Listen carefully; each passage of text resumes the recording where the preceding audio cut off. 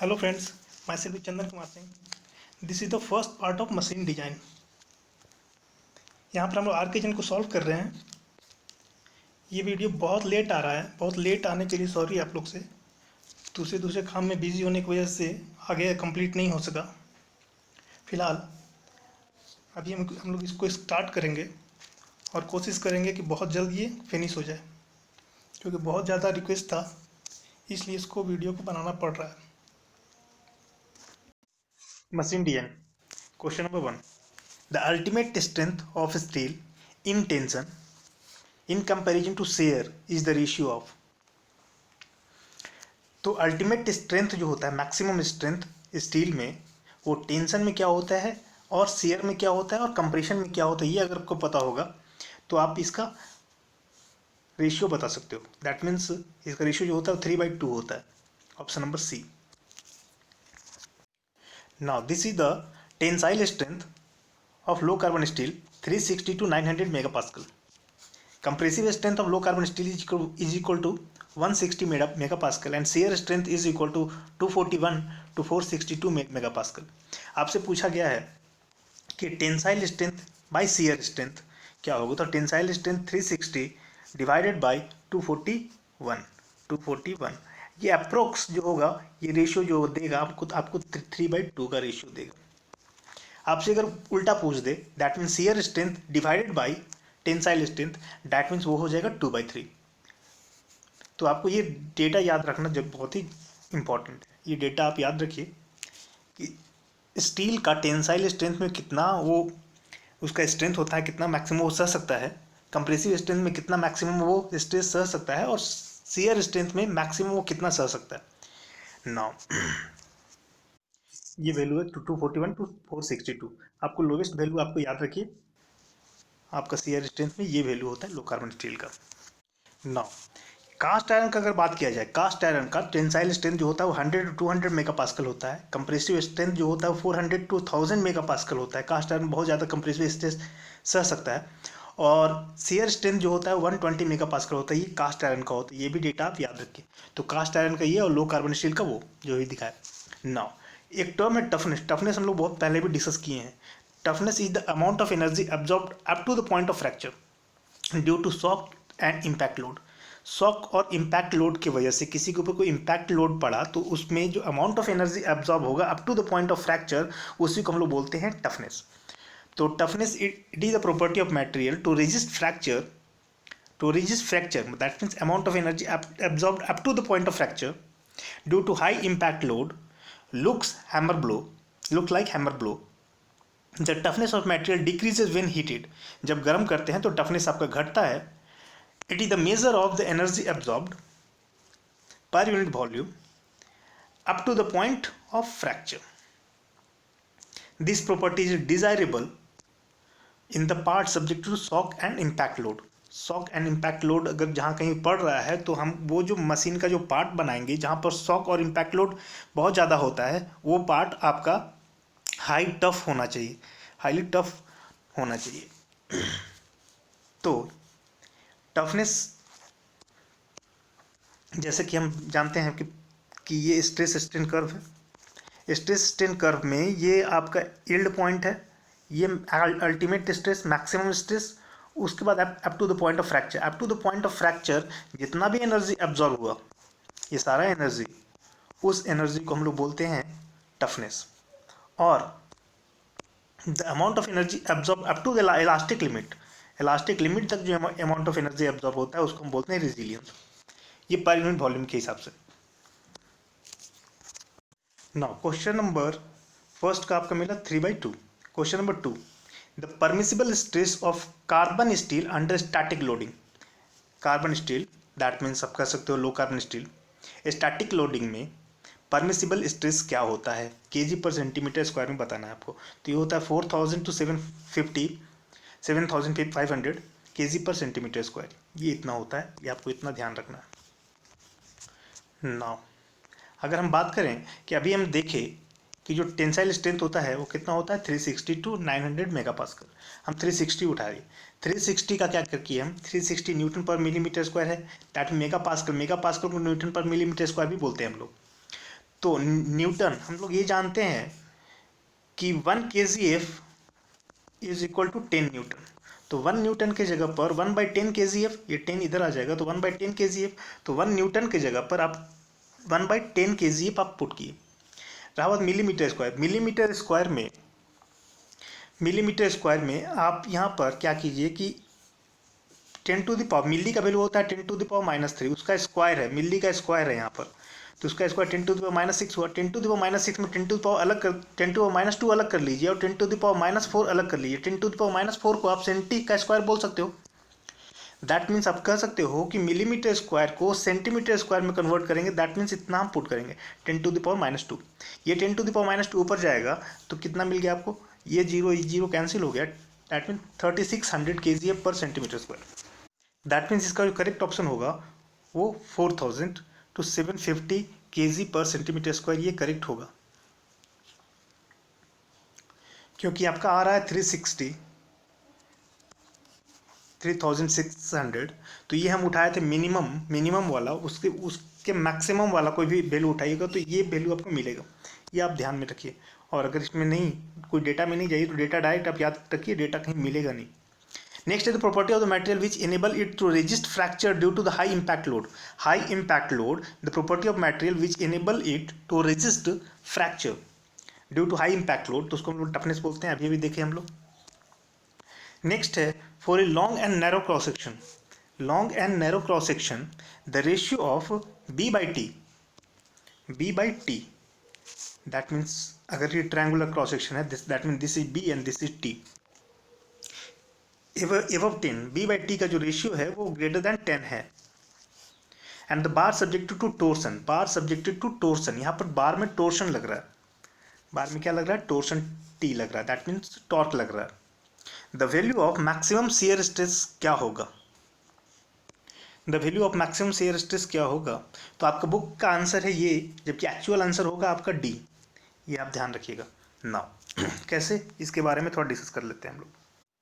Now हम लोग torsion chapter में हम लोग ये पढ़े हैं कि सर्कुलर क्रॉस सेक्शन होता है, रॉड का सर्कुलर क्रॉस सेक्शन होता है, ये रॉड है, सर्कुलर क्रॉस सेक्शन है, यहाँ पर टॉर्क अप्लाई किया गया टी। तो इस सर्कुलर क्रॉस सेक्शन में इसके आउटर पेरीफेरी पे मैक्सिमम स्ट्रेस देखने को आपको मिलेगा, और यहाँ पर जो स्ट्रेस देखने को मिलता है जब कभी भी सिर्फ टोर्सन अप्लाई करते हैं, ट्विस्टिंग मोमेंट अप्लाई करते हैं, तो जो यहाँ पर स्ट्रेस दिखता है हमको वो शियर स्ट्रेस दिखता है, टाउ। और ये टाउ मैक्सिमम कब होता है, तो सरफेस पे होता है, मैक्सिमम वैल्यू क्या होता है, सरफेस पे होता है। नाउ हम टोर्सन इक्वेशन ये जानते हैं, T/J is equal to tau by rho is equal to g⁻⁷ T क्या है, टॉर्क है या ट्विस्टिंग मोमेंट है, J be the polar moment of inertia है, tau be the shear stress and rho be the radius and G be the modulus of rigidity and theta be the angle of twist and L be the length of this rod का जो length है वो length L है। ये आपका torsion formula है। इस formula में आप इतना के ऊपर कंसंट्रेट कीजिए, यहाँ से टाउ शियर स्ट्रेस क्या होगा, tau is equal to T rho by J होगा। नाउ रो को हम लोग जानते हैं radius, that mean d/2 put कर देंगे, और जे की जगह पर हम जानते हैं πd4/32, polar moment of inertia of circular cross section is equal to πd4/32। तो यहाँ से हमको जो मैक्सिमम शियर स्ट्रेस कहाँ मिलेगा, तो एट द सरफेस पे कितना रेडियस है, तो रेडियस है d/2। जब कभी भी रो की जगह जब रेडियस की जगह d/2 पुट करेंगे हम, दैट मीन्स वो वैल्यू हमको जो देगा वो सरफेस पे देगा, वो वैल्यू मैक्सिमम होगा, वो कितना होगा 16t/πd3। ये तो हुआ सर्कुलर क्रॉस सेक्शन का। नाउ अगर हम बात करें रेक्टेंगुलर क्रॉस सेक्शन का, तो रेक्टेंगुलर क्रॉस सेक्शन में रेक्टेंगुलर क्रॉस सेक्शन के केस में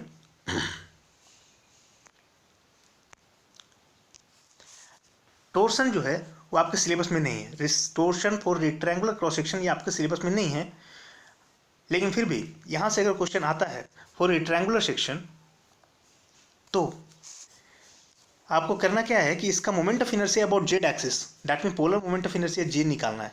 तो उसके लिए आपको पता है कि ये जो विड्थ है आपका वो बी है और थिकनेस जो है वो टी है, तो बी और टी।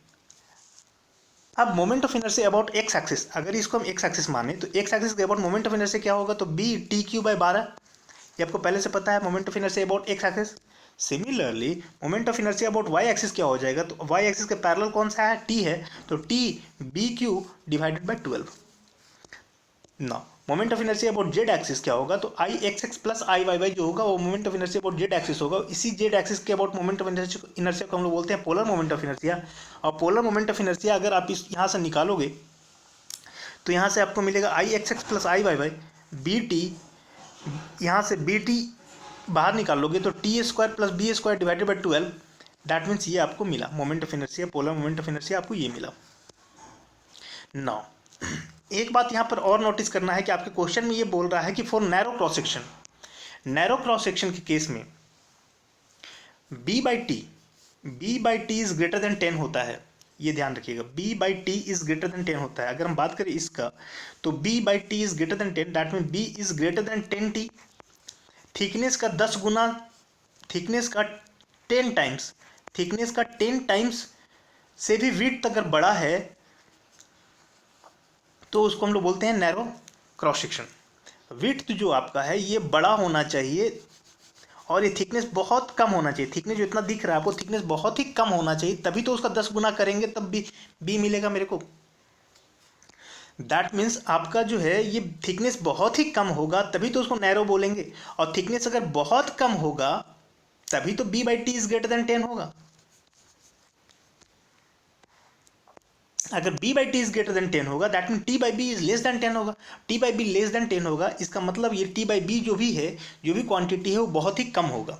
आप इतना कह सकते हो।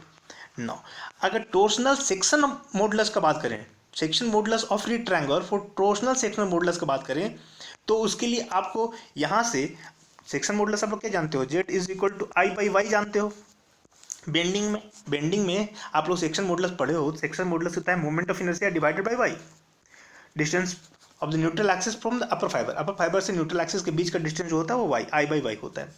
लेकिन यहाँ पर चूंकि ये जो है टोर्सनल सेक्शन मॉडुलस है तो वहाँ पर आप लोग ये यूज़ करोगे, आई के जगह पर आप जे यूज़ करोगे, और वाई की जगह सिंपली आप वाई की जगह पर इसमें टी बाई टू नहीं पुट करोगे।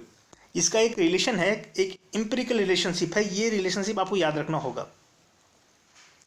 ये सेक्शन मॉडुलस होता है रेक्टेंगल का, ये सेक्शन मॉडुलस अगर याद होगा तभी ये क्वेश्चन बनेगा। ये सेक्शन मॉडुलस अगर आपको याद नहीं होगा तो ये नहीं बनेगा। नाउ तो यहाँ पर सेक्शन मॉडुलस कितना, b T square by 3 plus 1.8 t by b, 1.8 t by d. अब चूंकि यहाँ पर टी बाई बी जो है वो 10 से बहुत ही छोटा है, मतलब बहुत ही छोटा है, दैट मीन्स इसको हम निगलेक्ट कर देते हैं। इसको जैसे ही निगलेक्ट करते हैं दैट मीन्स हमको जो सेक्शन मॉडुलस मिलता है वो मिलता है b T square by 3। Now अब हम लोग क्या करते हैं, हम लोग ये टोर्शन फॉर्मूला यूज़ करते हैं, T by J equal tau by rho equal G theta by L, इतना को उठाते हैं तो यहाँ से टाउ मिला मेरे को T rho by J. T तो वैसे ही छोड़ दिए, रो को हम नीचे लेके आ गए, रो को जैसे ही नीचे लेके आएंगे तो जे बाई रो मिलेगा, और जे बाई रो को हम लोग जानते हैं सेक्शन मॉडुलस बोलते हैं, टोर्शनल सेक्शन मॉडुलस बोलते हैं जे बाई रो को, और सेक्शन मॉडुलस को हम लोग जेड भी बोलते हैं। तो जे बाई रो की जगह पर हम जेड पुट किए और जेड का वैल्यू आया बी टी स्क्वायर बाई 3, तो यहाँ से हमको मिला 3t by B T square, 3t by B T square. ये आपको याद रखना होगा। तो इसमें मेन इंपॉर्टेंट चीज़ क्या है, तो वो ये है आपका कि ये सेक्शन मॉडुलस आपको याद होना चाहिए, ये फॉर्मूला आपको सेक्शन मॉडुलस का याद होना चाहिए। और t बाई बी जो है वो लेस देन 10 मतलब बहुत ही कम होगा, b by t is greater than 10 होगा नैरो सेक्शन के लिए, तो ये होगा। तो नाउ अगर हम बात करें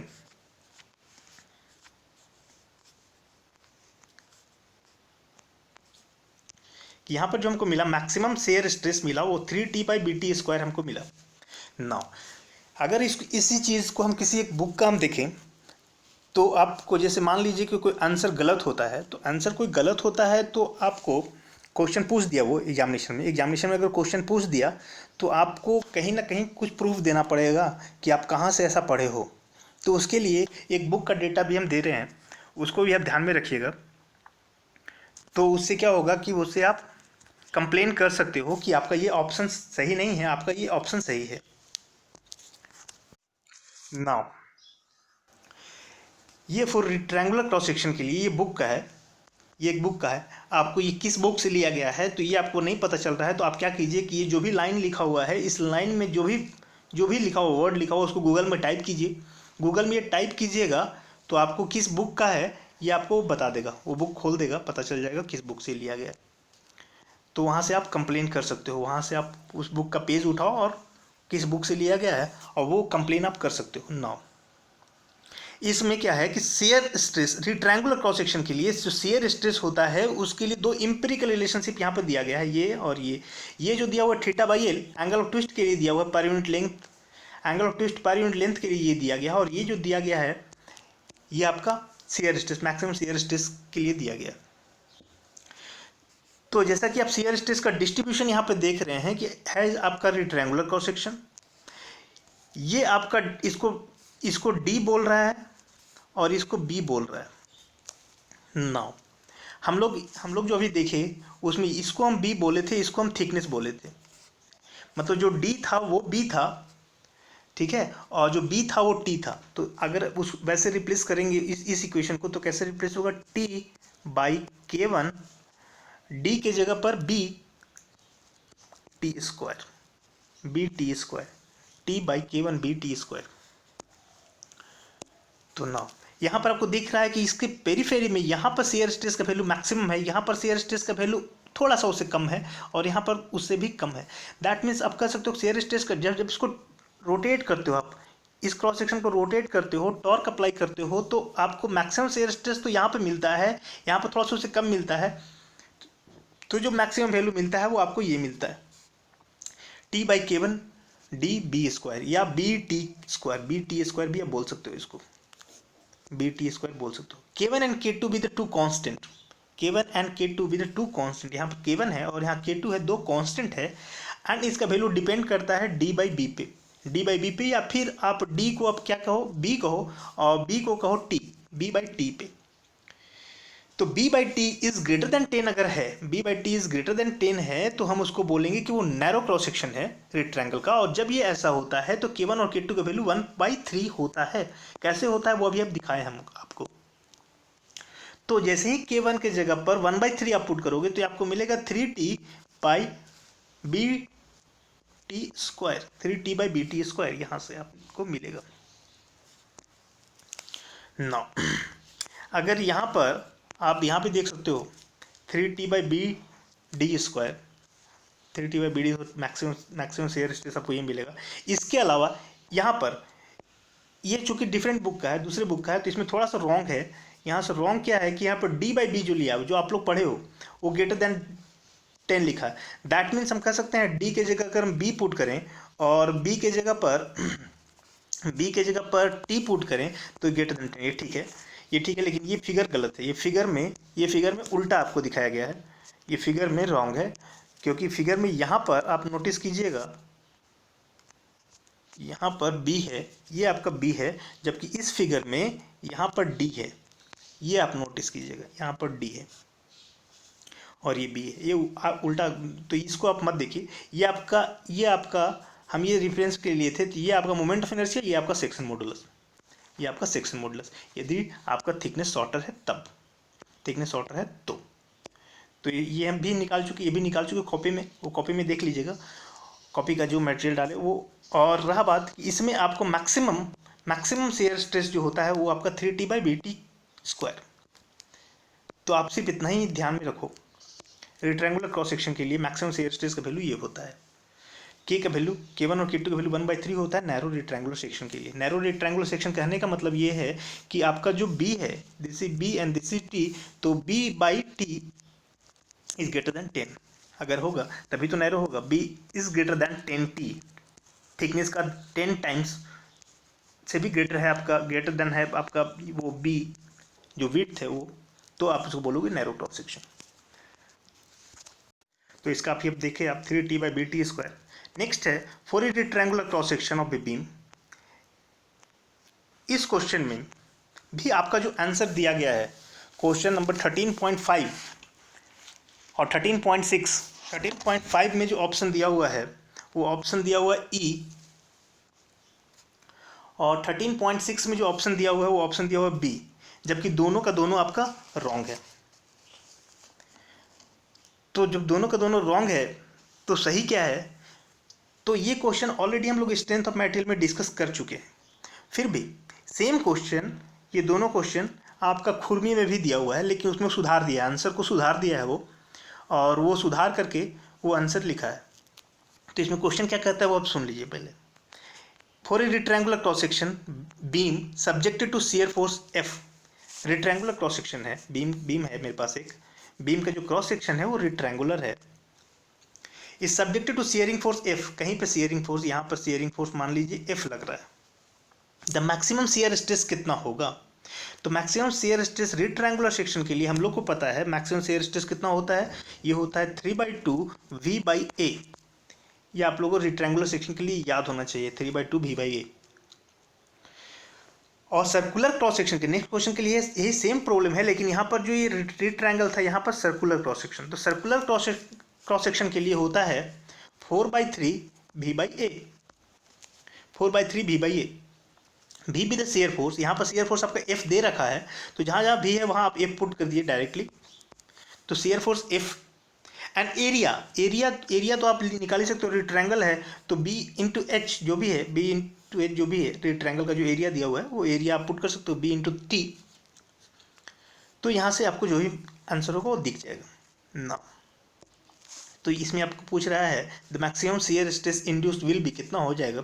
तो आपका इसमें आप जानते हो रेक्टेंगल के केस में, रेक्टेंगल आपका ये है बी, ये बी है और ये है टी, तो इसका एरिया क्या हो जाएगा, बी टी हो जाएगा। और आप लोग जानते हो कि शियर स्ट्रेस मैक्सिमम कितना हो जाता है, तो 3/2 V/A, भी की जगह पर यहाँ पर एफ दे रखा है, शियर फोर्स आपका एफ है, divided by area B T, तो कोई है 3, हाँ ये है option number C, 3F/2BT, option number C इसका ना। इसमें सर्कुलर क्रॉस सेक्शन में हम लोग देखे हैं, तो सर्कुलर क्रॉस सेक्शन में क्या देखे हैं, सर्कुलर क्रॉस सेक्शन में मैक्सिमम शियर स्ट्रेस जो देखे हैं वो देखे हैं हम लोग 4/3 V/A। तो 4/3 भी की जगह पर एफ आप पुट किया, क्योंकि शियर फोर्स आपको एफ दे रखा है, तो 4/3 F बाई एरिया की जगह कितना हो जाएगा, एरिया की जगह हो जाएगा pi D square by 4 D square.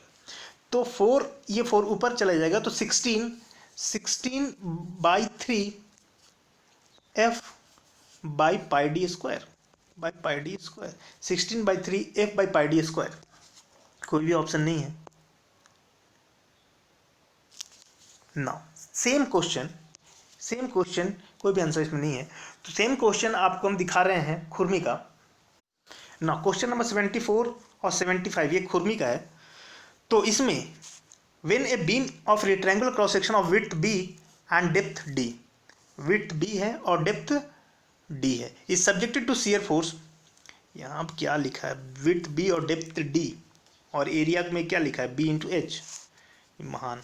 तो कहने का मतलब है कि ये विड्थ आपका बी है और ये जो थिकनेस है वो थिकनेस की जगह डेप्थ डी नहीं एच हम लिखते हैं इसको। तो इसमें हम लोग क्या पढ़े हैं कि रेक्टेंगल में कितना होता है, तो 3/2 V/A, V की जगह शेयर फोर्स आपका F, एरिया की जगह B इंटू एच, तो ये option number B, 3/2 BH। Now इसमें अभी देखें हम लोग सर्कुलर बीम के लिए जिसका डायमीटर D है, subjected to shear force F, the maximum shear stress induce will be 16F/3 pi D square.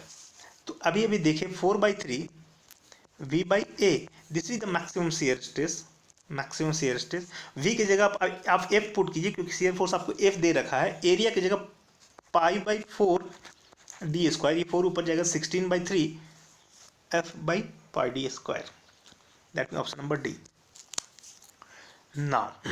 तो आपको ये सतर्क रहना है कि कौन सा क्वेश्चन कैसे बनेगा, ये आपको पता होना चाहिए पहले से। और इसमें मशीन डिजाइन में खास करके हम जो देखे हैं स्टार्टिंग का कुछ क्वेश्चन है इसका रॉन्ग, ठीक है, तो इसमें आप थोड़ा सा सतर्क रहिएगा ना।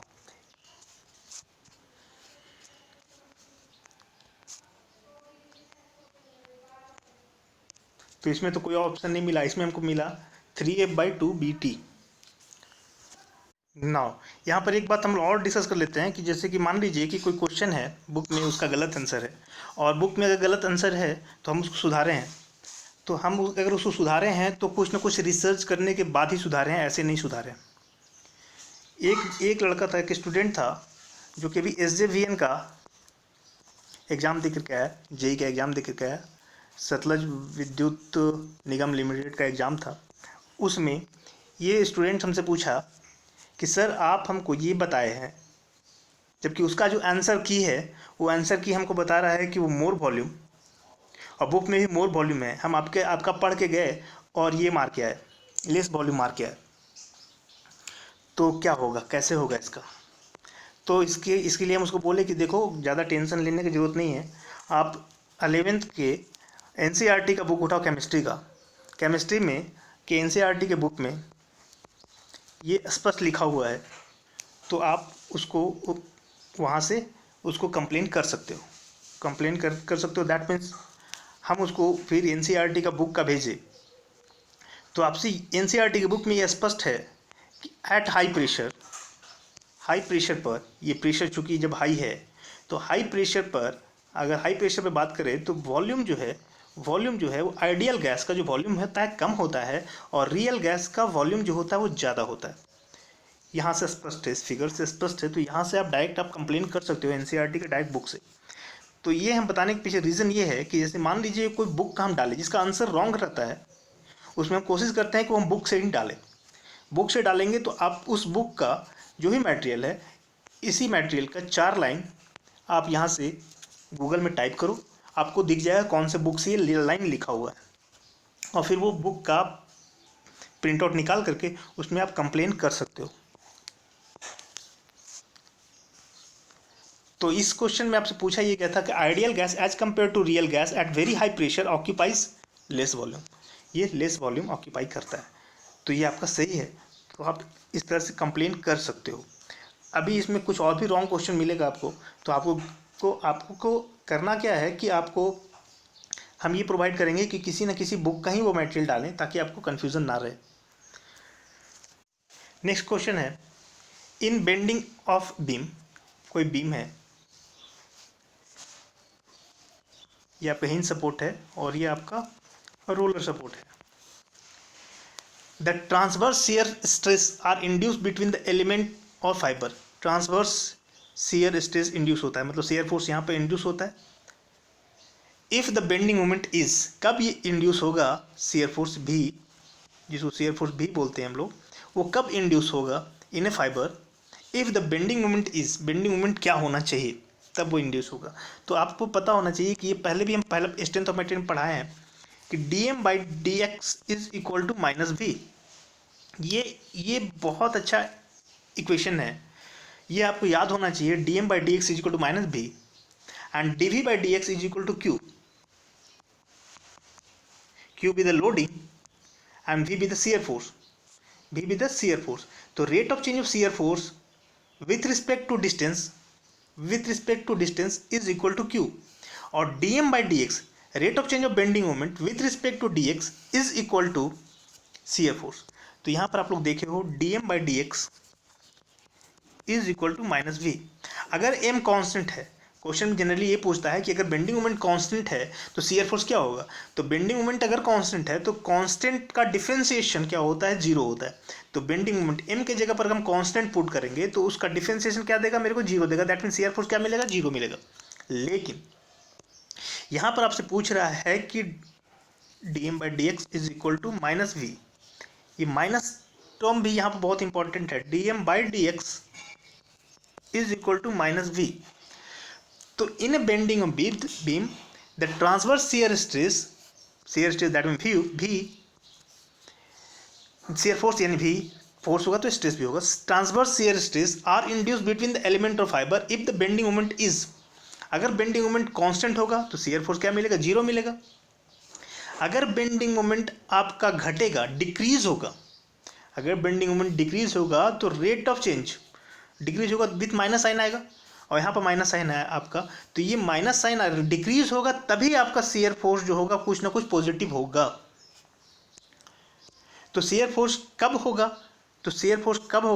तो कह रहा है in a bending of a beam the transverse shear stress are induced between the element of fiber if the bending moment is decreases, bending moment जब घटेगा तभी आपका शियर फोर्स आपका बढ़ेगा, तभी आपका भी पॉजिटिव होगा। क्योंकि dm/dx is equal to -v आप जानते हो, ये अगर टोटल टर्म घटेगा तभी तो ये बढ़ेगा, क्योंकि यहाँ भी तो पहले माइनस साइन है। अगर ये टर्म बढ़ता दैट मीन्स ये टर्म पॉजिटिव मिलता, ये टर्म पॉजिटिव मिलने का मतलब था कि v is equal to negative मिलता, शियर फोर्स निगेटिव मिलता। दैट मीन्स हम कह सकते हैं कि शियर स्ट्रेस जो है वो आपका घट रहा है। लेकिन यहाँ पर क्या मिलेगा आपको, यहाँ पर आपको शियर फोर्स, जब बेंडिंग मोमेंट घटेगा तो आपका शियर स्ट्रेस बढ़ेगा, दैट मीन भी पॉजिटिव मिलेगा आपको। तो ये आपको ध्यान रखना है कि इसमें ऑप्शन नंबर डी होगा। Now next question 13.8, when two cylinders of radius r and small r are in axial contact with their axis parallel under force F, then the area of contact being the rectangle, contact area जो है वो rectangle है B and length L, then the value of maximum pressure on the contact strip कितना होगा, तो ये होगा 2F/πBL। इसमें क्या है कि एक सिलेंडर जो है वो ऐसे और दूसरा सिलेंडर ऐसे कांटेक्ट में है, और ऊपर से प्रेशर आप अप्लाई कर रहे हो, ऊपर से फोर्स आप अप्लाई कर रहे हो, तो कांटेक्ट में यहाँ पर जो प्रेशर डेवलप होगा वो प्रेशर कितना डेवलप होगा, तो वो होगा 2F/πBL। ना इसको एक फिगर से देखते हैं हम लोग। यहाँ पर नोटिस कीजिएगा कि एक सिलेंडर है ये आपका और ये एक दूसरा सिलेंडर है। लोड जो लग रहा है वो P लोड लग रहा है, लोड P लग रहा है। तो यहाँ पर जो ये जो कांटेक्ट लेंथ है वो है 2B और ये है L लेंथ L, तो 2B इंटू L इसका एरिया मिला, 2B इंटू L इसका एरिया मिला। तो आपसे पूछा जा रहा है कि कांटेक्ट प्रेशर क्या होगा। तो ये यहाँ पर लाइन कांटेक्ट है, यहाँ पर है जो लाइन कांटेक्ट है, टू सिलेंडर पैरेलल एक्सिस। कह रहा है for two cylinder that with parallel axis the area of contact is no longer circular but the rectangle. Area of contact जो है वो सर्कुलर नहीं है, वो रिट्रायंगल है। एरिया ऑफ कॉन्टैक्ट जो है वो रिट्रायंगल है, ये रिट्रायंगल आपका बन के तैयार हुआ। रिट्रायंगल हो गया। That the magnitude depend upon the material value and the load applied. जिसका मैग्नीट्यूड जो है, एरिया कितना बड़ा एरिया होगा कॉन्टैक्ट एरिया, वो मैग्नीट्यूड डिपेंड करेगा कितना लोड अप्लाई कर रहे हैं, वो मटेरियल कौन सा मटेरियल है ये। Derivation of area is again out of the scope of the paper. Derivation important नहीं है, but the half width of the rectangle का जो हाफ विड्थ होगा, ये जो विड्थ है वो टोटल 2B लिया गया है। हाफ विड्थ यानी B इज इक्वल टू जो भी होगा वो ये वैल्यू होगा। आप इसको डायरेक्टली रिमेंबर करके रख सकते हो। E with the Young's modulus and R with the effective radius जो भी है, और L with the length, half width थी। और मैक्सिमम प्रेशर ये आपसे पूछा गया है, मैक्सिमम प्रेशर कितना होगा, तो 2F/πBL, 2F/πBL ये भी आपको याद रखना होगा। अब जब दो सिलेंडर एक दूसरे से कांटेक्ट है पैरेलली, तो figure 3 shows the contact between two cylinder with the radius r1 and r2 with parallel axis in contact between two cylinder. The force is linearly proportional to the indentation depth. ये जो indentation depth है, ये वो force जो है वो directly proportional indentation depth के, कितना वो डेप्थ तक इंडेंट होगा।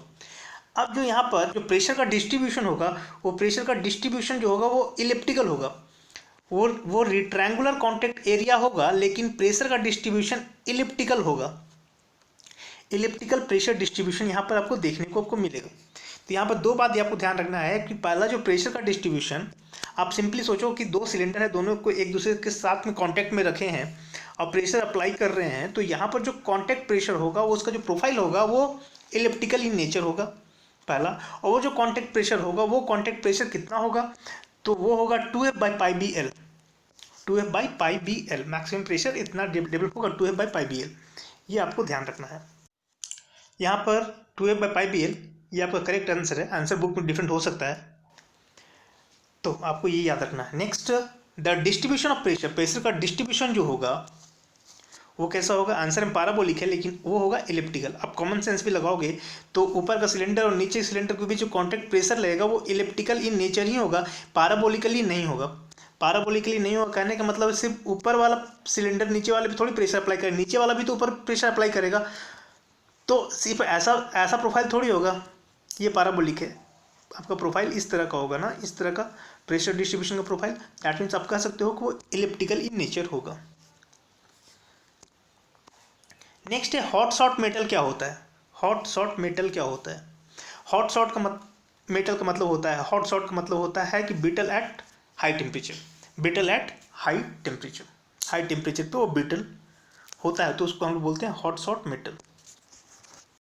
मटेरियल साइंस में आप लोग पढ़े हो कि सल्फर जब हम ऐड करते हैं स्टील में या कास्ट आयरन में, दोनों में सेम इफेक्ट पैदा करता है sulphur.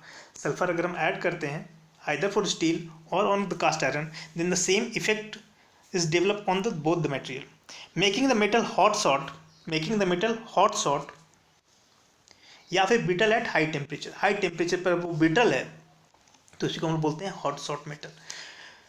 As a result, it may be harmful in steel which is used at elevated temperature, or more particularly may cause difficulty during hot rolling or other।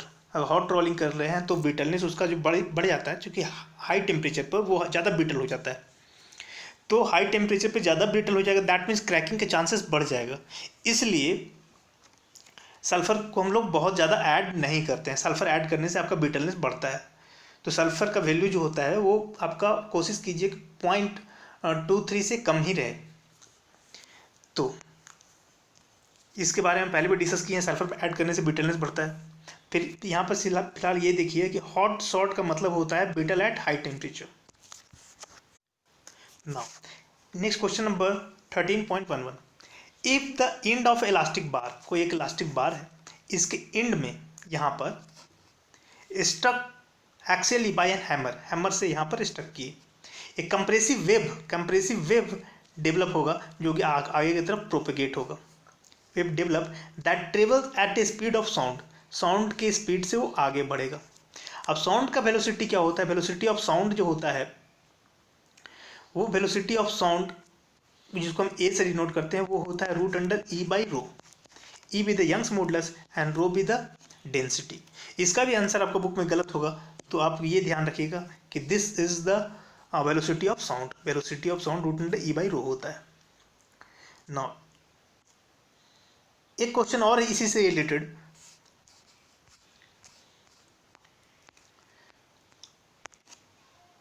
Question number 14। If an unsupported uniform cross-section elastic bar are subjected to longitudinal impact from a rigid bob moving with a velocity v, जो hammer था, hammer की जगह पर यहाँ पर Bob है, और Bob का जो वेलोसिटी है वो है v। बॉब का वेलोसिटी क्या है? वेलोसिटी ऑफ बॉब जो है v है। Then the compressive wave intensity, ये वेव इंटेंसिटी, वेव मतलब वेव इंटेंसिटी, दैट मीन्स आप कह सकते हो compressive wave intensity, that means sigma stress, जिसको एससी भी बोला जाता है, is propagated through the bar, bar में कैसे प्रोपगेट करेगा? तो इसमें जो ऑप्शन है उस ऑप्शन में एक भी करेक्ट ऑप्शन नहीं है। फिर भी इससे रिलेटेड हम लोग देख लेते हैं, डिस्कस कर लेते हैं क्या होता है। कंप्रेसिव वेव का जो इंटेंसिटी होता है जिससे वो प्रोपगेट कर रहा है विद इन बार, तो वो कितना होता है? तो longitudinal wave in an infinitely long rod में लॉन्गिट्यूडनल वेव किस तरह से ट्रांसमिट करता है उसके बारे में यह देखना है।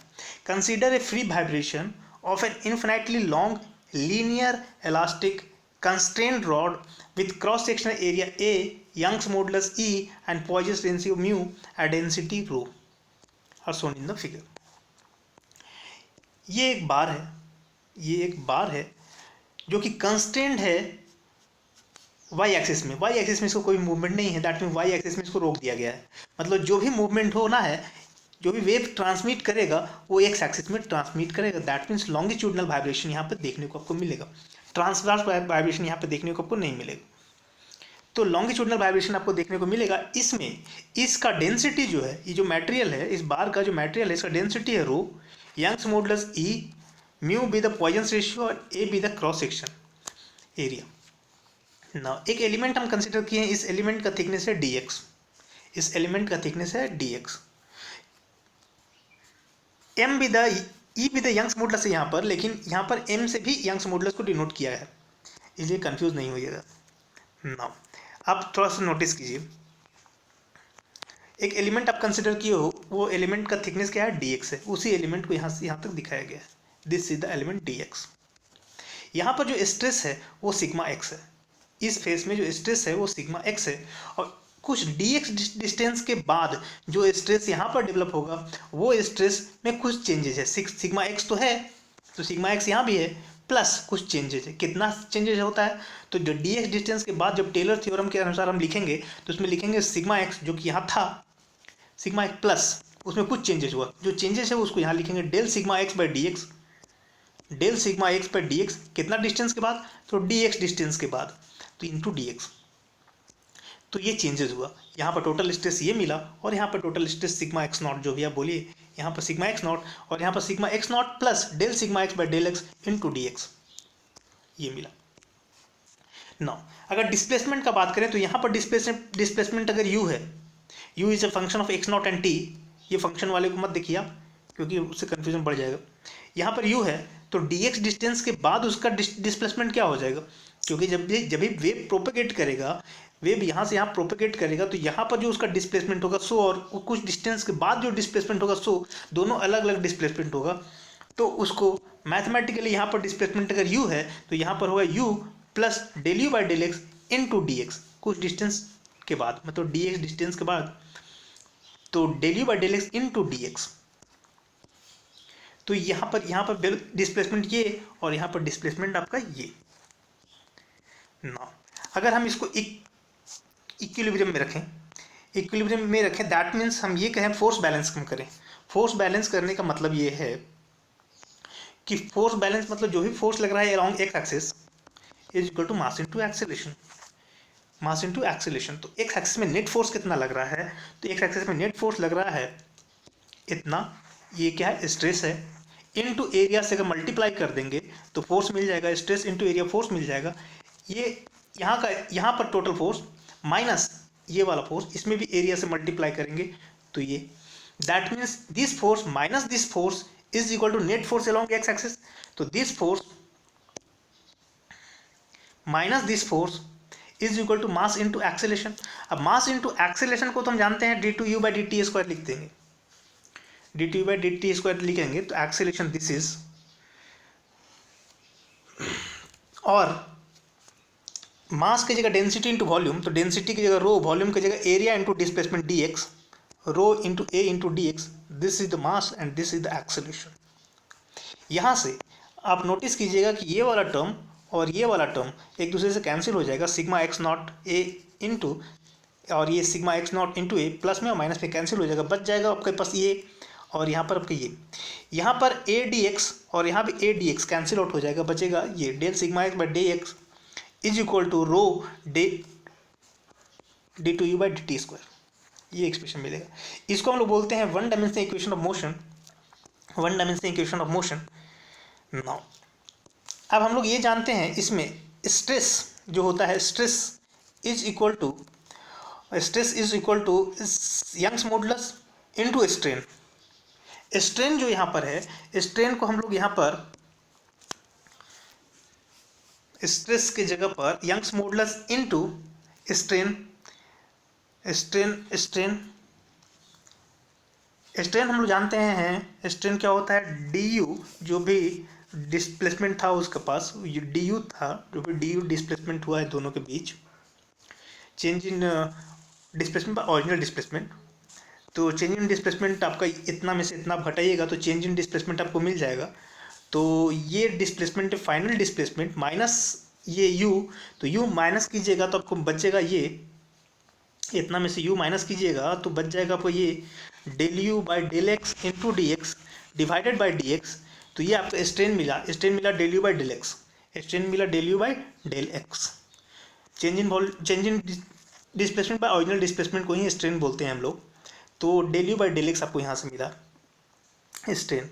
तो यहाँ भी स्ट्रेस है, जहाँ स्ट्रेस है वहाँ पर स्ट्रेस के जगह पर यंग्स मॉडुलस इनटू आप कर सकते हो D U by D X, del you by del X, del you by del X आप यहाँ पर पुट कर दो। तो पहले से डेल बाई डेल एक्स तो है और यहाँ del you by del X put करना है आपको। तो फाइनली जो मिलने वाला है आपको, तो आपको मिलेगा del D two you by del X square, D two you by del X square. 9 Young's modulus की जगह पर m लिखा है यहाँ पर, e को ही m यहाँ पर लिखा है, तो e, और रो जो था वो इस साइड था, rho del u by d2u by dt square, rho du by dt u by dt square यहाँ पर, this is equal to this. तो यहाँ से ये m बाई रो को vp स्क्वायर बोला गया है, velocity of propagation. Velocity of propagation जो होगा vp, जो कि आपसे पूछा गया था, वो m by rho vp square is equal to m by rho. तो vp is equal to root under m by rho. m को यंग्स मॉडुलस से बोला गया, Young's modulus e by rho, जो अभी पूछा गया था आपसे, e by rho, root under e by rho. Now यहाँ अभी देखिए आप ये equation, velocity of propagation vp and wave table with velocity of propagation root under m by rho. Root under m by rho जो है वो actual में Young's modulus divided by rho है। नाउ यहाँ पर तीन तरह के इक्वेशन आपको देखने को मिलेगा। सबसे पहला equation this, vp is equal to displacement upon time dx by dt, और यहाँ पर दूसरा रिलेशन जो है stress is equal to strain into Young's modulus into strain. तो ये strain is equal to Young stress by Young's modulus, यहाँ से ई बाई एम के जगह ई भी लिखा है। नौ हम ये भी जानते हैं strain is equal to del you by del x, strain is equal to del you by del x, नौ। अब कह रहा है तो पार्टिकल वेलोसिटी, जो पार्टिकल का जो वेलोसिटी है, वो वेलोसिटी जो है वो इसको यू डॉट से बोला गया है। तो u dot is equal to displacement del you by del t, अब डेल यू जो है वो डेल यू हम यहाँ से epsilon x into D x put कर सकते हैं upon d t, and epsilon x का value sigma x by m put कर सकते हैं, sigma x by M into V P D t, d x की जगह वी पी डी टी। तो यहाँ से sigma x by M into V P D T cancel मार दी यहाँ पर, तो sigma x by M into we P, और तो sigma x by rho we P square into we P. तो ये वी पी कैंसिल हो गया आपका, क्योंकि m के जगह पर आप रो वी पी स्क्वायर भी पुट कर सकते हो यहाँ से। तो फाइनली जो आपको सिग्मा एक्स मिलेगा वो मिलेगा rho we p into u dot. अगर उसका बॉब का वेलोसिटी भी था, बॉब क्वेश्चन में पूछा था बॉब का जो वेलोसिटी है वो भी है, उसको मैं स्मॉल भी बोले, तो rho we p velocity of propagation is equal to sigma x, ये होता है। तो रो वी और v p, rho velocity of bob और velocity of propagation is equal to sigma x के बराबर होता है, जबकि ऑप्शन में आपका कोई भी ऑप्शन करेक्ट नहीं है। तो यहाँ पर रो वी पी इंटू वी होना चाहिए, ये नहीं होना चाहिए। आपके बुक में ऑप्शन ये दे रहा है। तो कंप्रेसिव वेव का इंटेंसिटी एस सी कितना होगा, तो एस सी यानी कि सिग्मा एक्स पूछ रहा है आपसे, तो ये होता है rho velocity of bob into velocity of propagation. दूसरा क्वेश्चन यहाँ पर हम लोग देखें अभी, root under E by rho, velocity of sound कितना होता है, root under E by rho, इसके बराबर होता है।